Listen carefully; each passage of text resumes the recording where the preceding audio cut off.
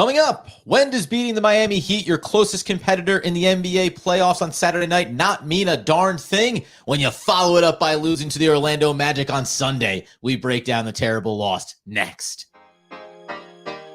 You are Locked On Nets, your daily Brooklyn Nets podcast. Part of the Locked On Podcast Network, your team every day.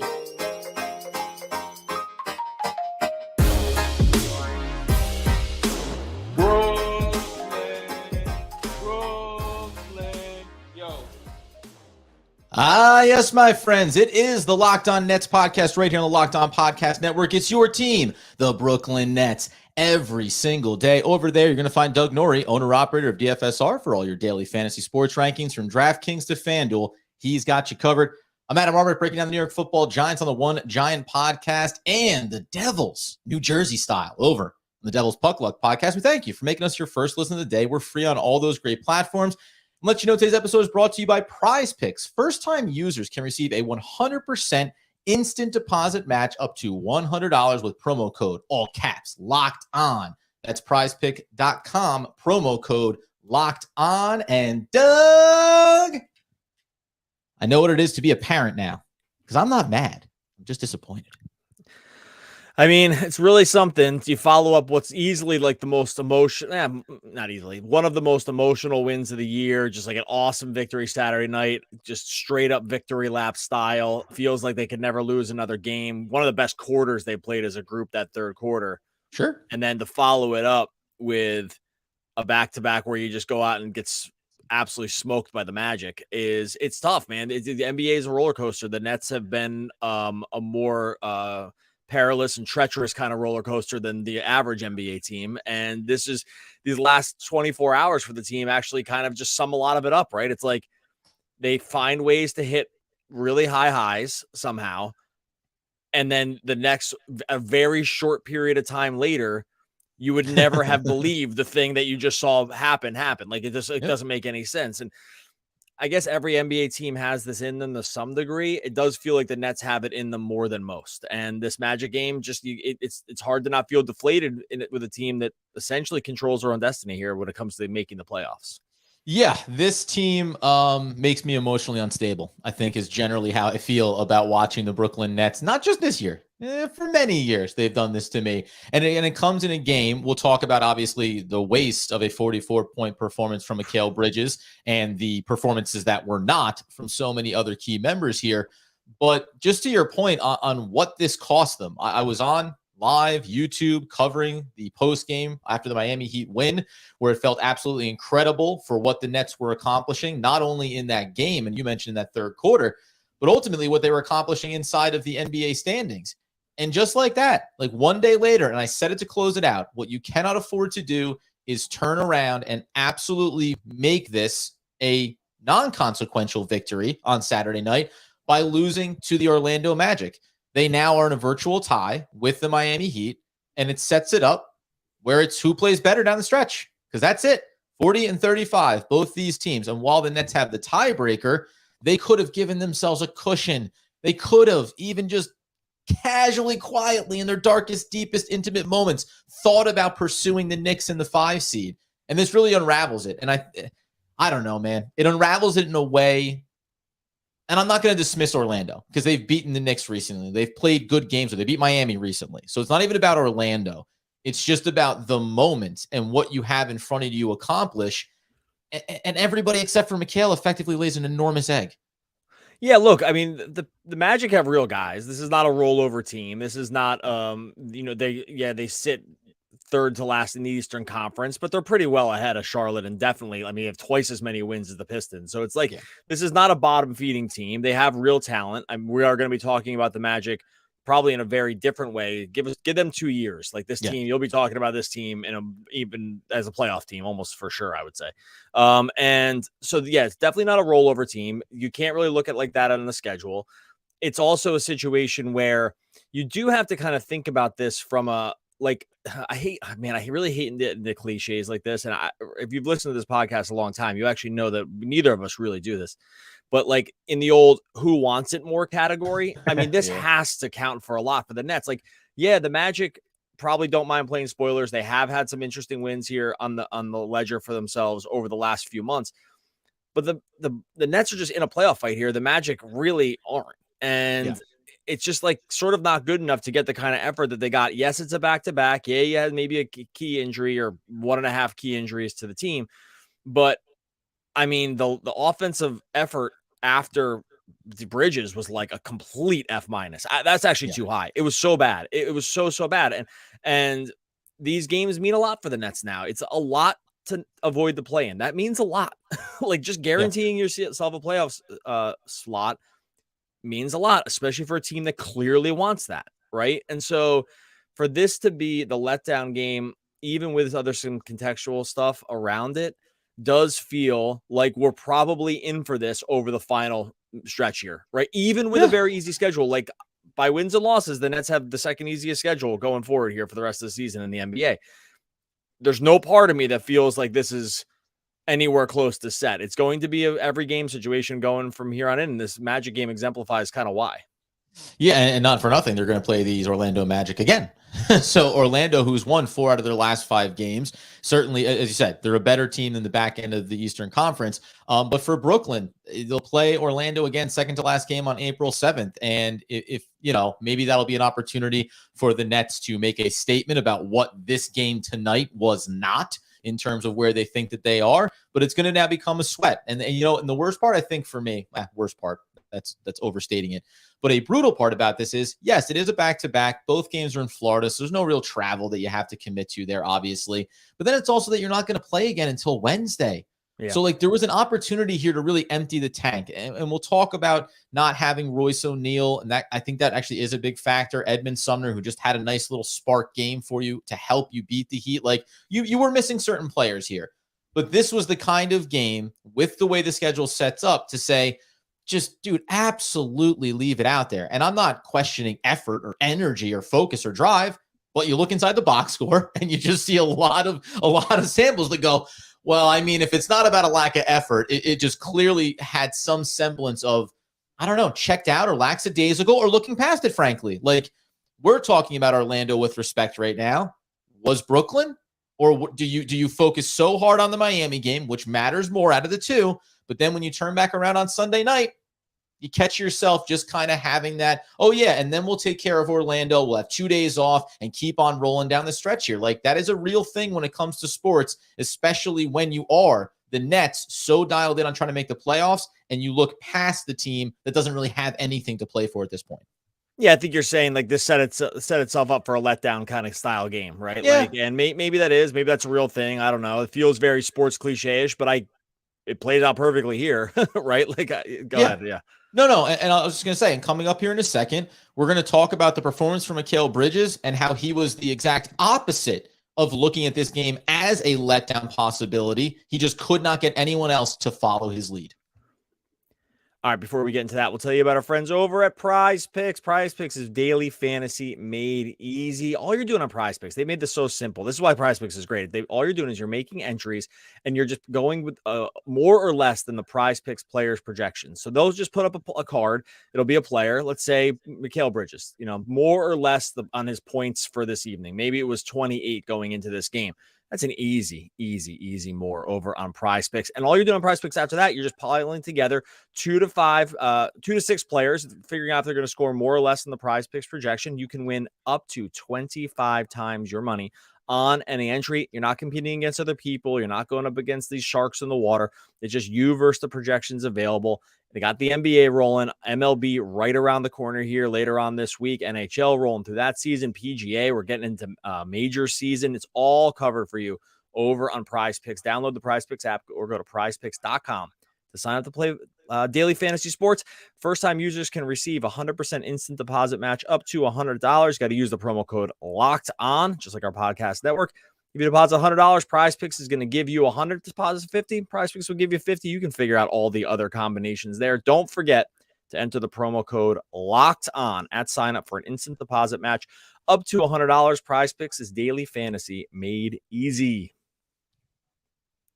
Okay, So when we look inside this game and the performance of Mikal Bridges, we're going to talk about, let's make our absolute best effort here to not bring up the guys that disappointed us tonight, because we got a whole third segment for that. But from a Mikal Bridges standpoint, I did try, because it took me a while, a lot longer than probably most fans, to acknowledge that this game was going to be a loss. I kept waiting for it. I kept waiting for this thing to turn around. But what I did really enjoy from Mikal Bridges, when you watch his game, he just continues to show other little nuances to his offensive game that I think really can get you excited about what it means after an offseason and evolving this roster a little bit around him. And I'll just make the point, the old rah-rah element, every time that he went down and made a big bucket to try to get this one closer, try to pull them back, he was looking at everybody, clapping the hands like, let's go. We can get right back into this thing. And I think it's predicated on a game, offensively especially, that is starting to have the look of, not at the Kevin Durant level, the upper echelon of the NBA, but it's starting to look like he's getting pretty matchup proof. He can get to his spots and get his looks with consistency. 44-point performance tonight, nothing to not love about it. Yeah, 44 points is the second most points he's had in his career. The other one being the 45-point game he had against Miami back in February. He was, 44 points, 22 shots, 12 for 12 from the line. He was 81% true shooting, which is completely ridiculous. He was basically perfect. There's no other way to put it. Like, this is a nearly perfect offensive output from Mikal Bridges. And the other thing too is, yeah, he had 44 points. Again, I just said it was 80.65% true shooting, which is hyper efficient. So this wasn't even like a volume kind of game. This was just a super efficient kind of game. And a lot of these looks, honestly, they weren't super easy. Some of these looks were off balance, in traffic, moving the wrong direction, up over bigger defenders, rising and firing off of just sort of start and stops. This was some were open looks, but not all of them. He had some really high degree of difficulty shots in this game. When he has it rolling, he is able to score over on all three levels against a bunch of different kinds of defenders. Like taller guys, he can still kind of rise and fire, and he can blow by at times. He can definitely rise and fire over smaller defenders because he's got such a long wingspan. I was basically 7-foot wingspan, and he's got a really high release too, which is, it's not underrated. It's actually very pronounced. He's got a unique shot style that makes him really hard to block. I mean, that ball is all the way at the apex when he on the release. There's nothing to say bad about him. It's actually, frankly, kind of insane that he was this good and they lost this bad. It's actually very difficult to do. It's really hard to have your best player score this many points this efficiently, and you're not even close to winning. He had twice as many points, more than twice as many points as the highest Magic player. If you do that against a team, if you told me before the game, Mikal Bridges is going to drop 44, super efficient, he's going to more than double up the next closest Magic player, what would you set the line at? Nets -8 or something like that? Just realistically, right? Yeah. What would you do? He was just that good. It's actually so rare to be this complimentary around a guy that on a team that just lost. But I actually just don't know what else you do with the guy. He played nearly a perfect offensive game. Almost 42% of the Brooklyn Nets points were scored by Mikal Bridges. And he was sat down for the last 4 minutes of this game. So when you he could have had 50. Yes. He would, if the game was close, he probably easily gets the 50. It was just that kind of game for him. And it's funny too. So, I mean, just the complimentary things around his offensive game that we keep seeing more and more of, the off balance release. That's one of those things that I maybe wondered about him from afar coming in here. What if you have bodies in and around, your lower body especially when you're in the lane? He had some nice leaners going away from it. He knows how to work the angles off the glass, especially when he's fading around the baseline, and some of those looks there as well. And those are the things that I did hone in on in this game, of just saying okay, it's not just about the fact that he's a great mid-range shooter. It's also that he's a great mid-range shooter who can make the adjustment on the fly to the defense. Drew some fouls even out there on the perimeter as well. But to your point, just about the performance, and by the way, 12 of 12, he said at the line here, he's now starting to become that guy too. The outlier was the first game against Cleveland where he didn't get to the line at all. And that's a massive disappointment for him, because outside of that game, 8, 9, 10 trips to the line with consistency. That really matters if you want to be one of the upper echelon players in the league. But a 44-point performance, we should be talking about a 50-point performance on the road against the Orlando Magic for Mikal Bridges that helped further solidify the Brooklyn Nets playoff standings. And that's, I still have to go back to this being a negative podcast episode because you wasted it. You wasted a great performance. We talk about this with Kevin Durant. You talk about with Kyrie Irving, with James Harden. When great players give you great performances, you have to demand to get the win. And it was just shocking to see how little they were able to do outside of him. Yeah, and that's the other thing too, because it's like, again, from an overall tenor point of view, or just sort of style, it is rare to be super complimentary with no negative aspects about a guy. And he was actually really good on defense in this game too, I thought. Yeah. But to go that way, it is a testament to how poorly everyone else played, because and one thing to remember about him too, like you mentioned the 0 free throws against Cleveland, like you hate to see those outliers. He actually has a couple games like that on his ledger, so it's not all perfect for him.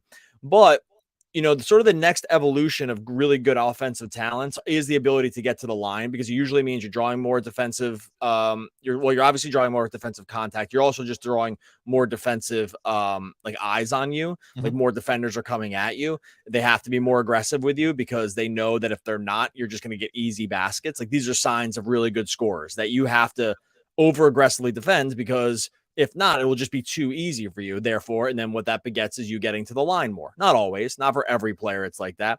It also means you are fine going into contact as well, which not all players want to do. He's actually, over the last about month, he's getting to the line about almost 7 times a game, which is crazy because 2 of these games he has 0 attempts. So like he has spiked free throw attempts at times. That 6.9 attempts per game would put him like top 15 in the league.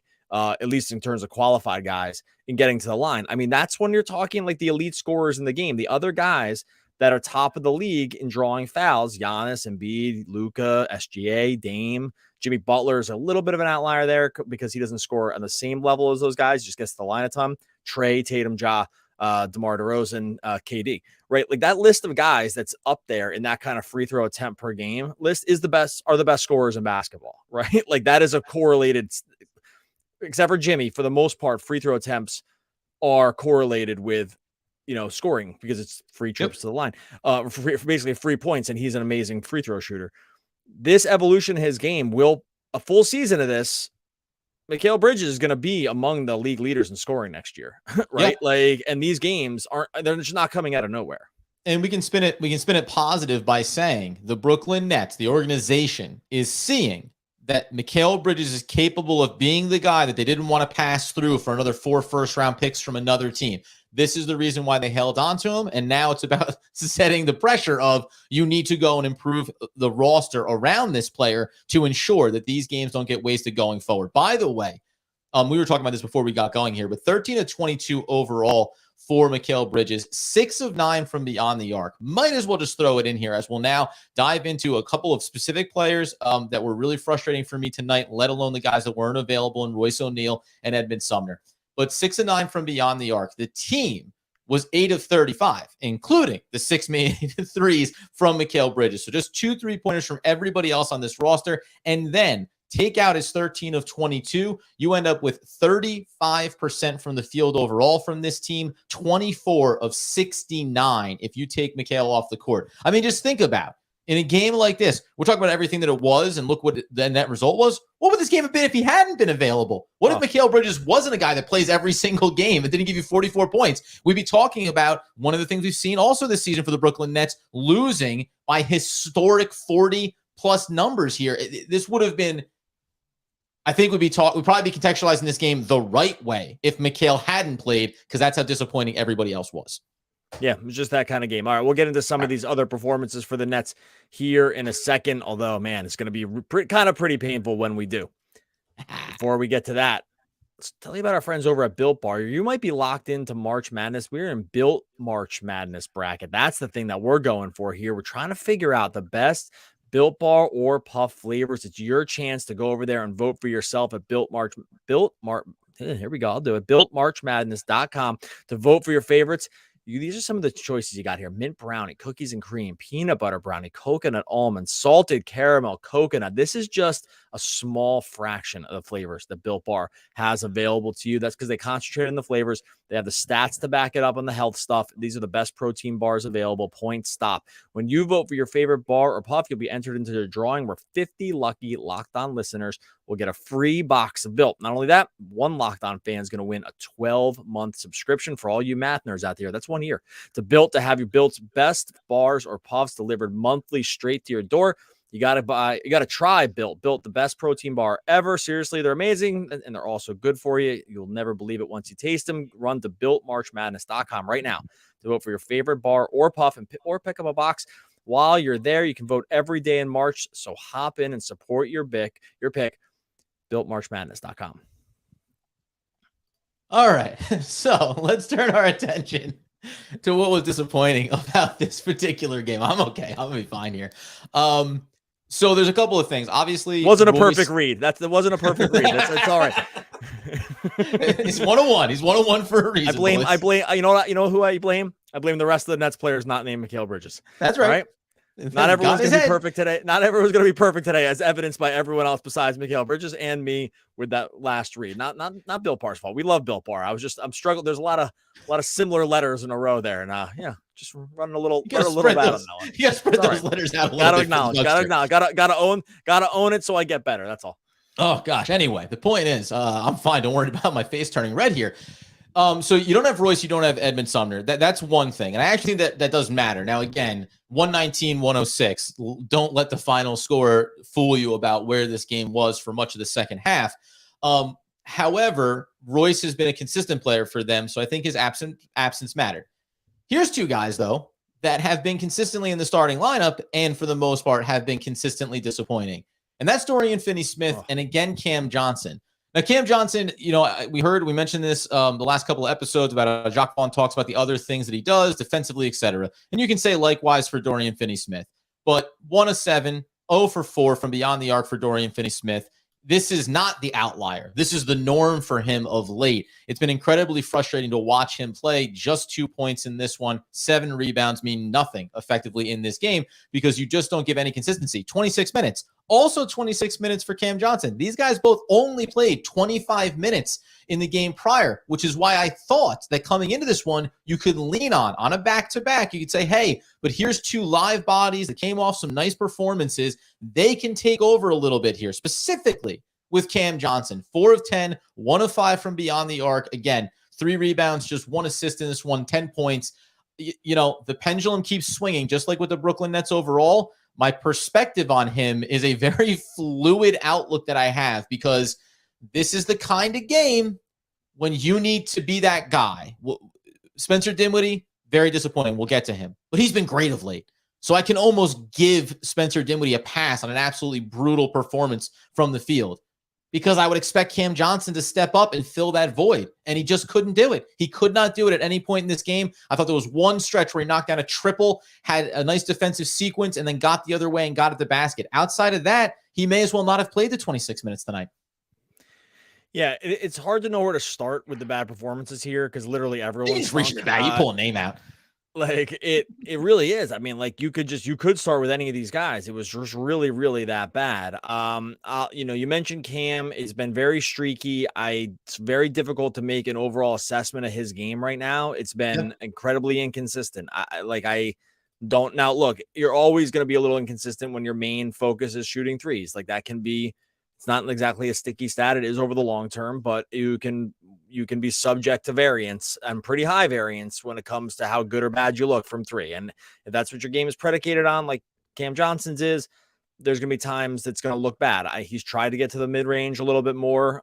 There has been attempts at more facilitation.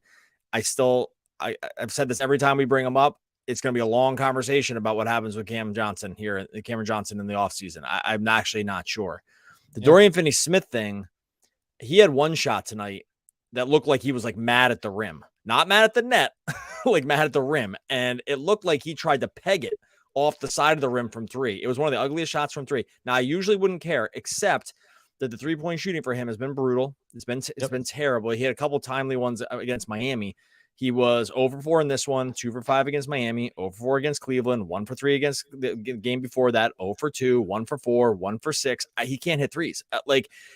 And I hate to pile on the guy here, but he also takes it at the rim and has missed an unbelievable amount of layups.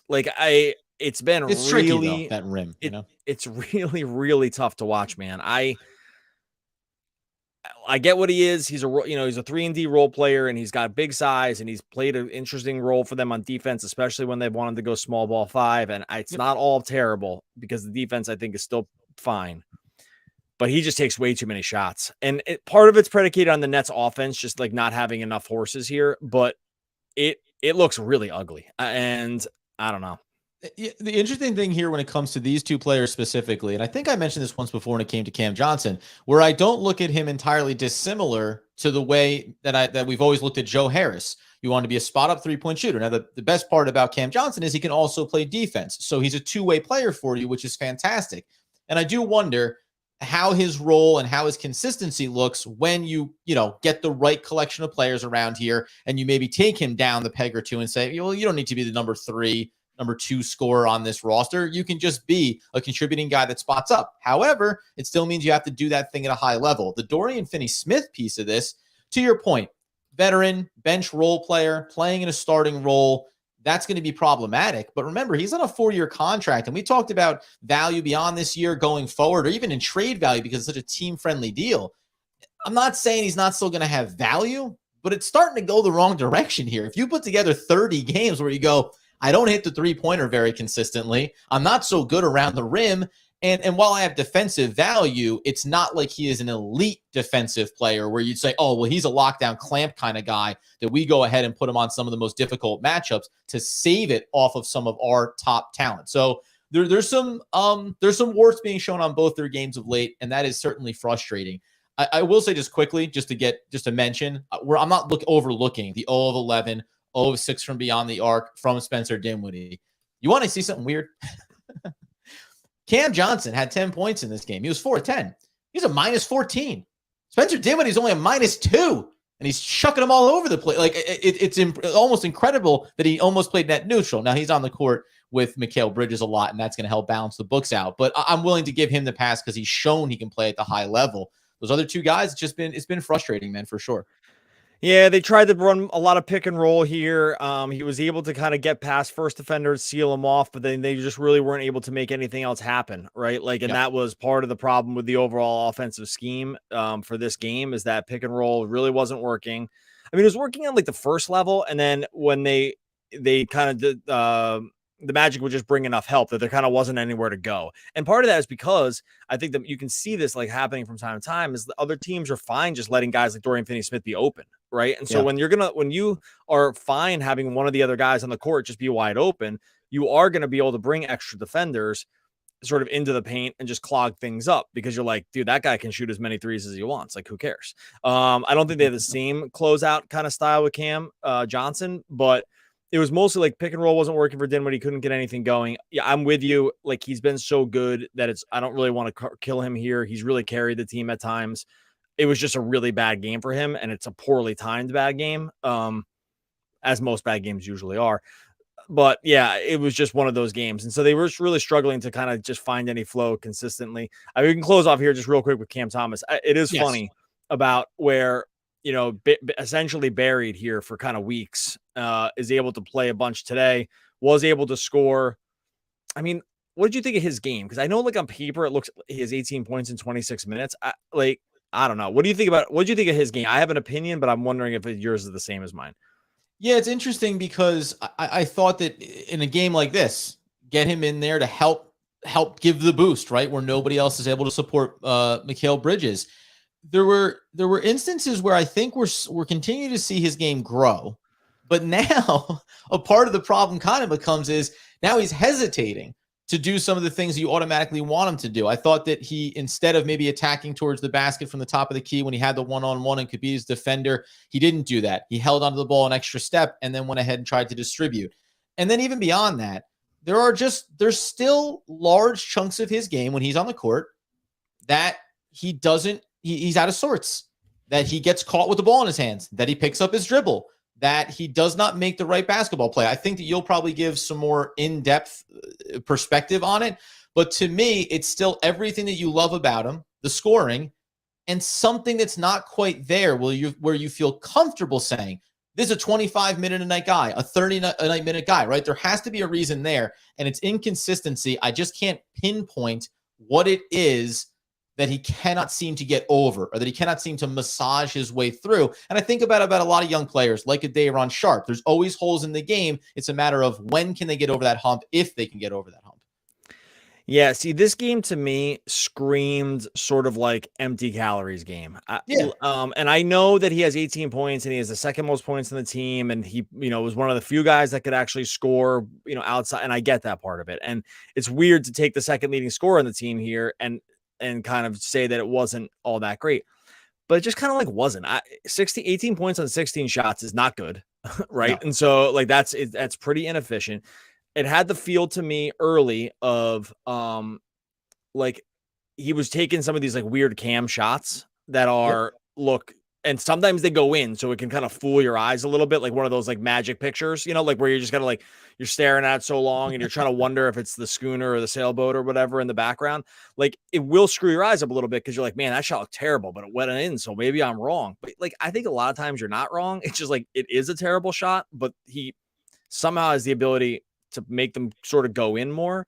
I thought this game was like very much, it looks so much better in the box score than it does in real life to me. That's kind of where I land on him. Yeah, this to me is where a lot of fans will look at this game and say, this is why I should be playing more. And I would push against it. And then just to cap it off, we always talk about how don't be results oriented if the process is correct, right? You make all the right plays offensively, you space the floor, you make the extra pass, the 3-point shot from the corner wide open doesn't go down. Doesn't make it a bad play. Do not get hung up on the results. Likewise, just because Cam Thomas is getting shots to go down, don't get hung up on the result. There's a lot of things that maybe should have been happening in that sequence that didn't. So just because he finds his way to still put some in the basket does not mean that he's executing and living within the offensive system the way that he needs to if you want to have total team success when he's on the court.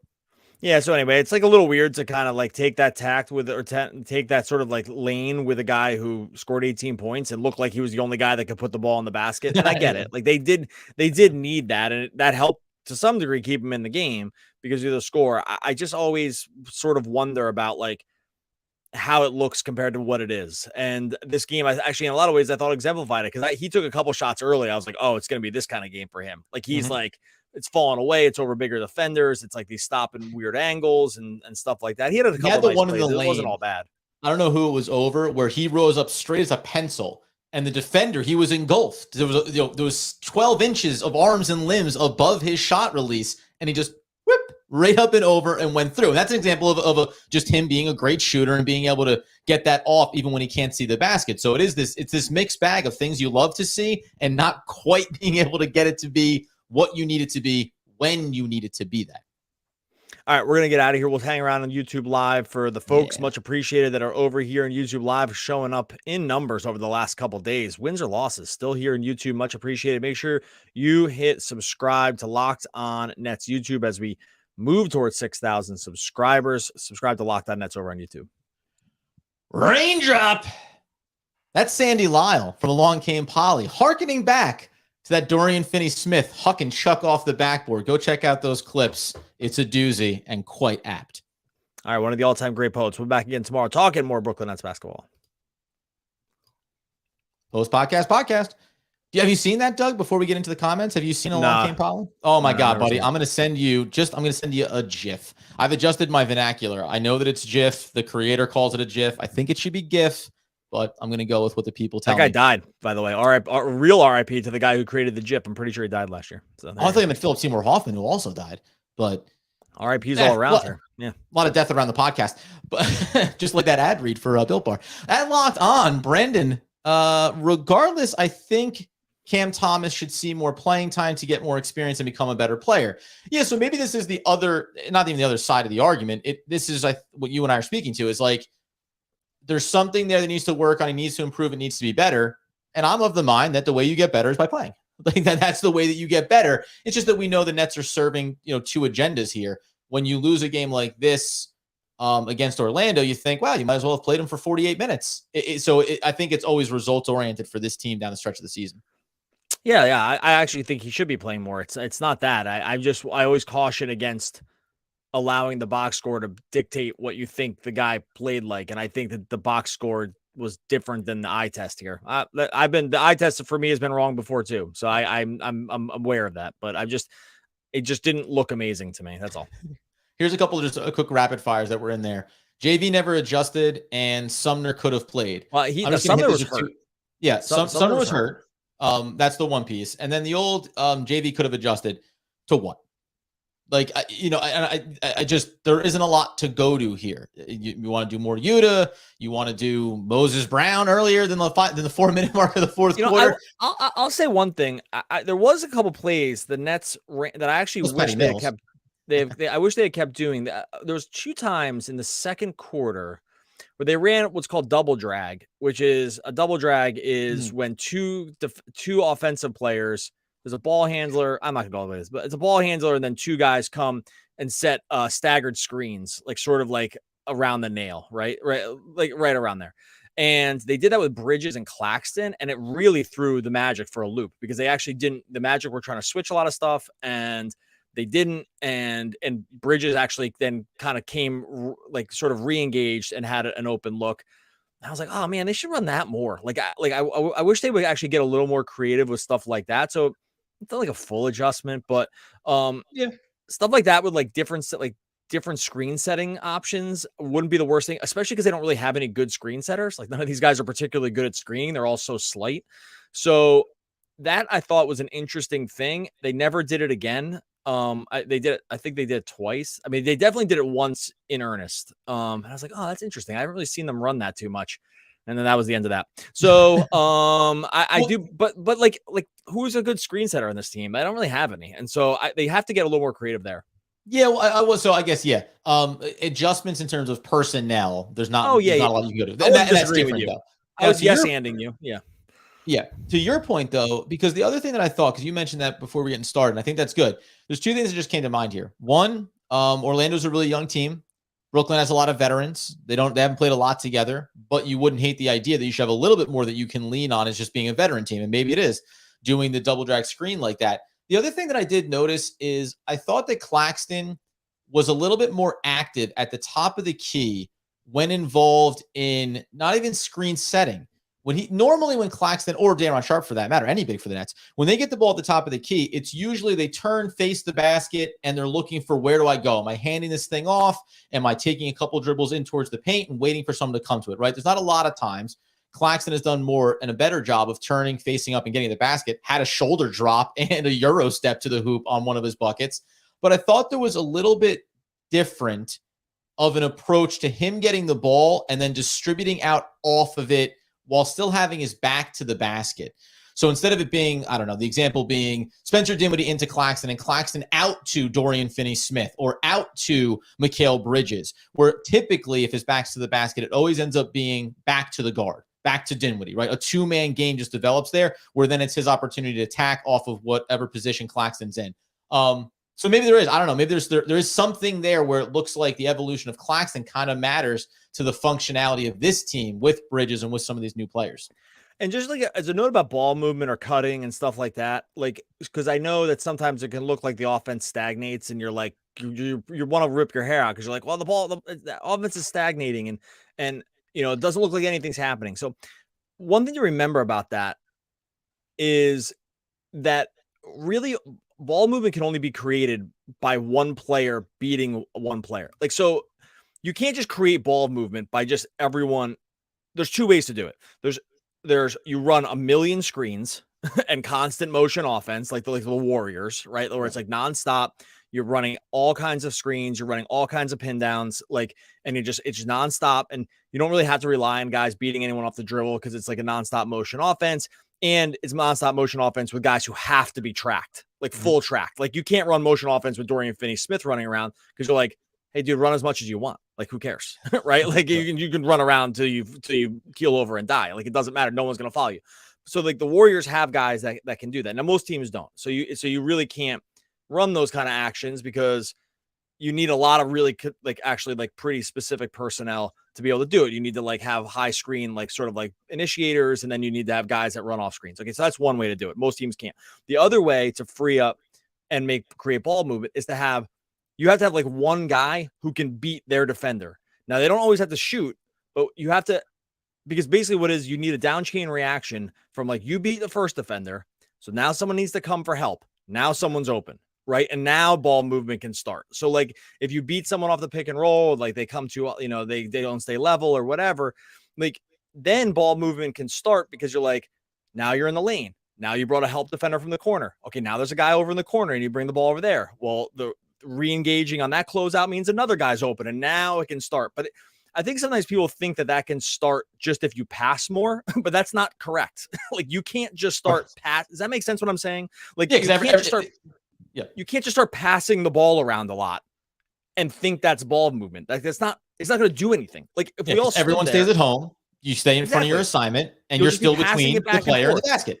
It'll look like the worst thing you've ever seen in your life. The only way to get ball movement is you have to create an initial mismatch because you beat a defender or you set an ungodly number of screens.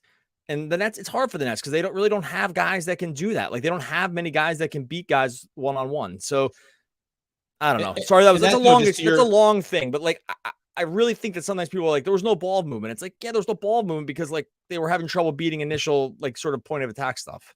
Well, and that's what I was going to say was at the top where you said when the ball stagnates or doesn't look like it's moving a lot, it's because you're waiting for everything else that needs to be occurring off ball to initiate the next phase of the offense and the ball movement. And if those things don't happen, you get ball denial, you get lane denial. You can't run the screens and the actions off ball that you want. There's nowhere for you to go. And that's where a guy like Claxton. You can't just run around. Yeah. You can't just run around. And like run, I do think people think this though, like because like in pickup basketball, you can do this. Like if you run around, I'm going rover. I'm going rover. Or like high school stuff, where like or college, where the athletes are just inferior. Yeah, that actually can work to some degree. It just doesn't work. Like running around a lot here. One, it depends who's running around.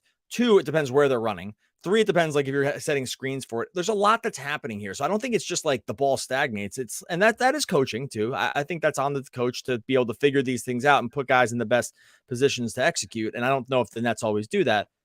I don't know. Sorry, that's like a long-winded answer, but I do want people to like look at this and say like, there's a reason why it looks like this sometimes. And it's not just because like maybe lack of effort or whatever.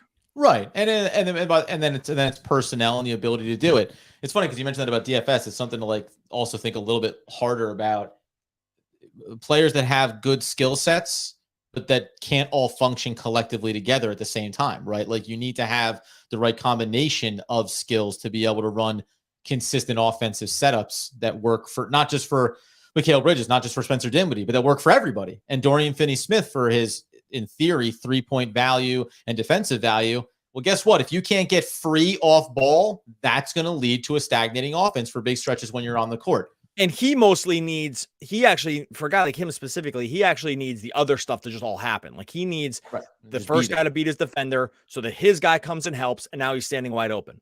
Yeah. Like that's the path to success for a guy like him. It's a path to success for a lot of guys. Like that's just how the NBA is like weirdly created around like who's valuable now.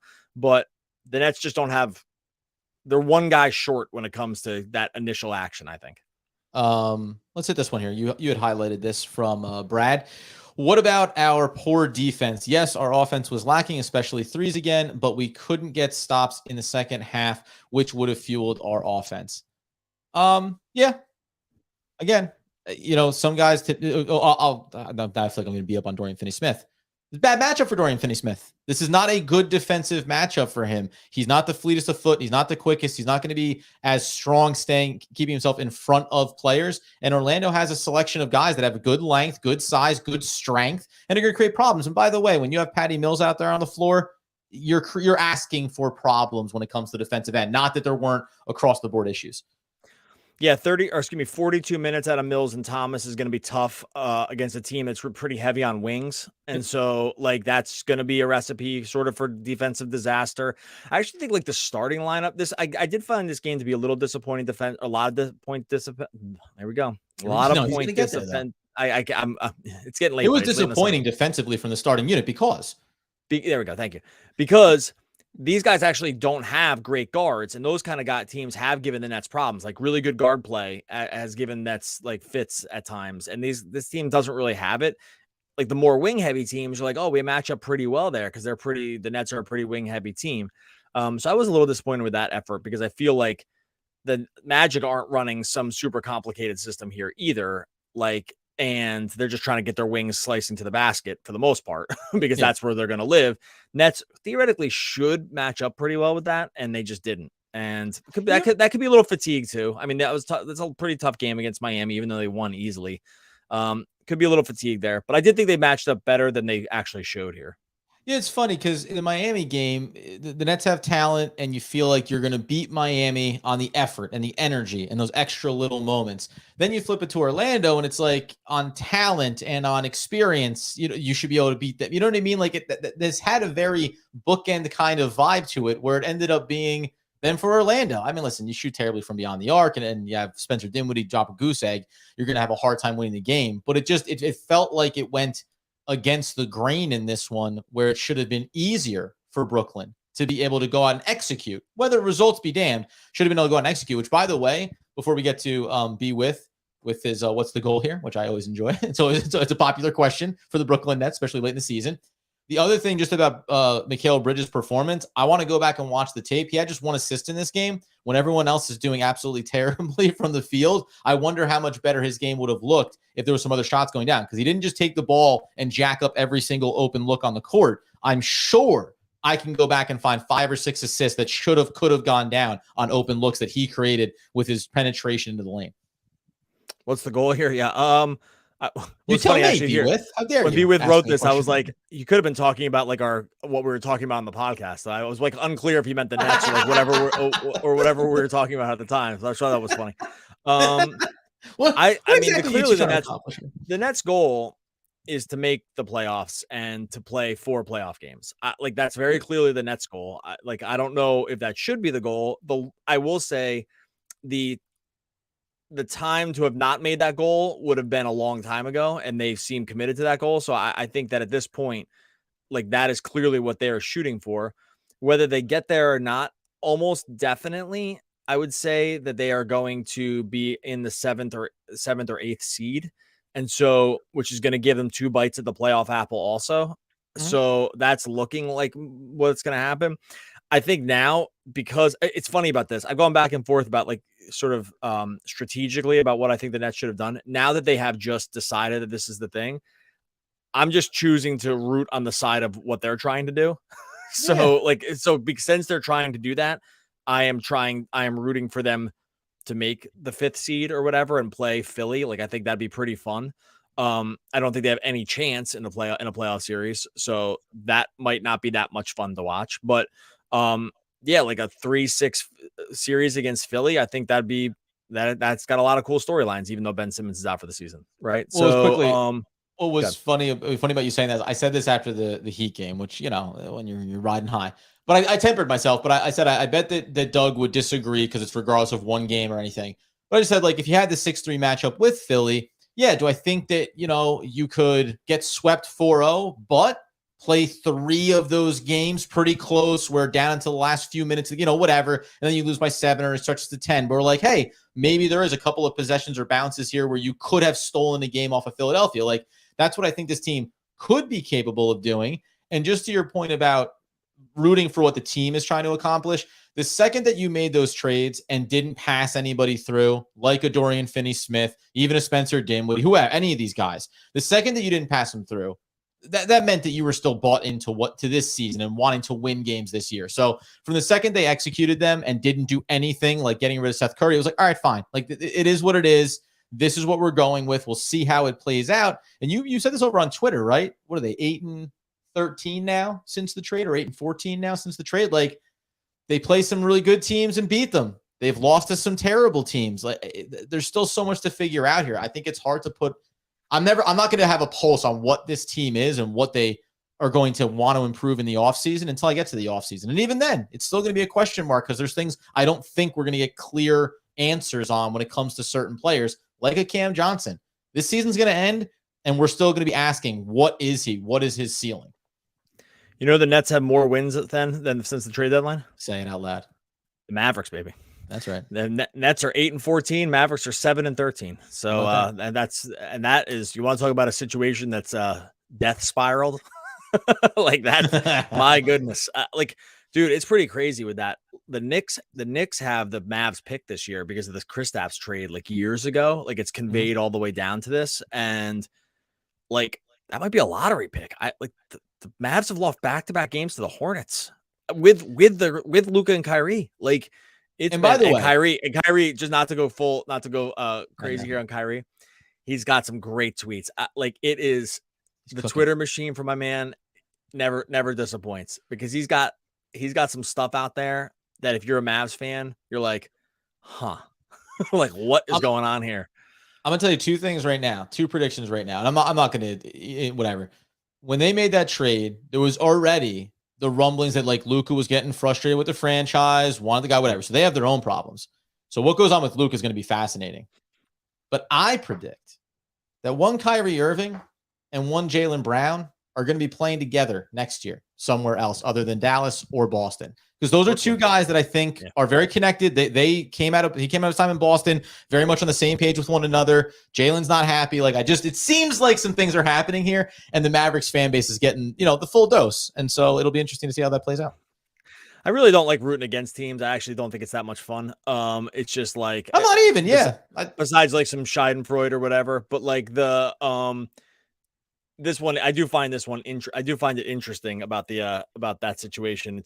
It's kind of a bummer because I thought it might work, but anyway, it doesn't seem like it's working. Anyway, do we have anything else? I'll just say, well, you look if there's anything good across those now 8-14. So across those, real quick about this. Hold on 1 second. Brad said to sell me the Kyrie tweets. It's not like anything salacious or anything. It's just funny. It's like, I don't know, if you covered Kyrie Irving for 4 years or whatever we did, it's just like it's very par for the course. I would call it that. But it's nothing bad or anything.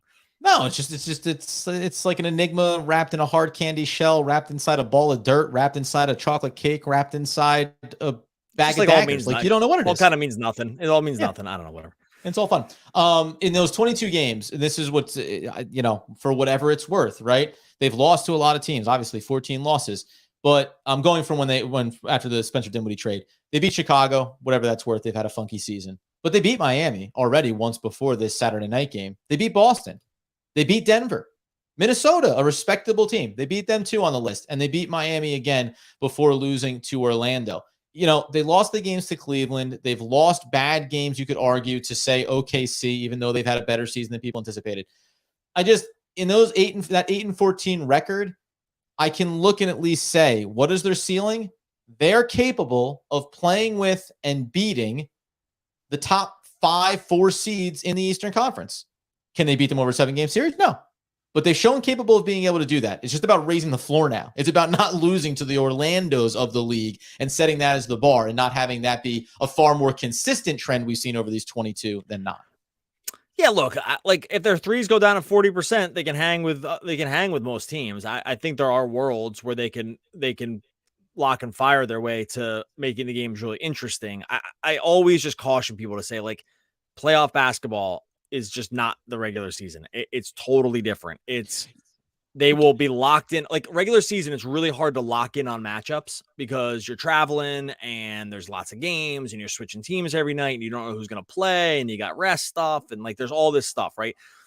The playoffs are not that. Like by game 2, these teams are figuring out what it is you do and making real adjustments to do it. And so I know what you're saying, and I agree with you. They can make it interesting at least, or annoying for other teams. Yeah. I agree with that. I definitely agree with that. I also think that when these teams lock into like Harden 40 minutes, Maxey 40 minutes, Embiid 39 minutes, right? Like Tobias Harris, a matchup like that, and then picking and choosing which of PJ Tucker, George Niang, or Jalen McDaniels like is the best matchup. Like it's gonna be so tough. Like if that was the matchup, that's all I mean. It's like it's just not really. It's just so different. Yeah. Let's close out on this. We have absolutely no idea what the Nets are going to do next. Win, lose lose, beat great teams, lose against bad teams. Yeah, I mean, that's fair. I thought that was going to be more of like the high level. Like, we don't know what the organization is going to do next, which, because I actually think I think they're actually going to be pretty consistent going forward here in the short term, like the next season or so. I don't think you're going to see like really violent big moves or like epic decisions. I think that I think they'd like to avoid that for a little while and just be a team that like, hey, we're a playoff team. That's good for right now, and let's slowly build this thing up. But that's for the offseason to discuss.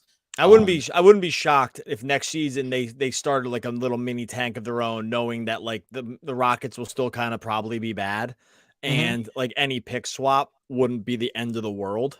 Like it'd be like, swapping from 2 to 5 or something like that. I actually wonder if they take a little bit of a different direction. Like just because you have to, I will say this, you have to look at this. I know it's been exciting at times because they've won some interesting games. In totality, this team, like their actual real like numbers are much closer to a bottom lottery team than they are to a playoff team since the trade deadline. Right. Like the stats since the trade deadline, first of all, they're like 5 games below 500. So just the wins losses are whatever. There. You think that's all that matters? Wins and right. losses. But then like the other metrics, like the 3-point shooting stinks, like some of the other like shot creation stuff stinks. Like they just aren't that talented. And over an 82 game season, my point being is it's easy to look at the Nets record and just forget that like they had Kevin Durant, Kyrie Irving on the team. Like now Ben Simmons comes back healthy. I don't know, but I do wonder about that situation and wonder if like they might try to embrace it a little bit more if they think the Rockets are also going to be bad. Like the Rockets have to be bad for that to even like have any optic viability at all. But I don't know. Maybe it's more of an off-season topic. Yeah, I mean, listen, at the current record, 8-14, that's a 30-52-ish kind of season.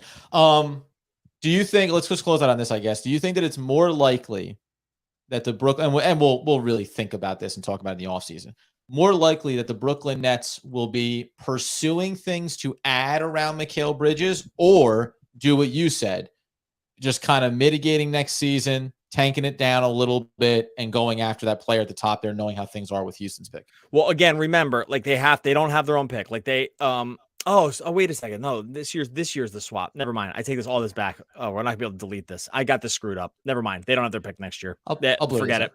Yeah, forget it. I was doing the pick swap thing from this year and then transplanting it onto next year. So forget it. I made a number of mistakes here. The Built Bar read was a mess. The Locked On Now before the show was a mess. You snuck in the thing about the pick swap so early in your commentary that I glossed right past it. Like I just moved, you know what I mean? Well, I really went over. I did a Spencer Dinwiddie in this one and went basically 0 for 11 because it was like it was start to finish. It wasn't even like I took one quarter off here. Before the show, I got on. Adam heard me do the thing for the network. It was a total mess. I couldn't get through it. I completely botched the Built Bar read like multiple times, and then I just go off about a situation that's not even viable because it's not true. So, and then from the fabric of my own mind, I make up an entire net situation that has zero chance of happening because it doesn't exist. So there you go. Good show by me. Not a perfect game. One up, huh? What do you think? 0 for 7 from downtown for me tonight. Okay, we're gonna get. You know what, buddy? At the end of your career, this will not be the highlight that they show because there's so many great other performances. You know what the thing we do here, though? We own our mistakes. We don't gloss them over. We own them. That's what you do. You stand up on the podium. You say, yeah, I did it. I'm sorry.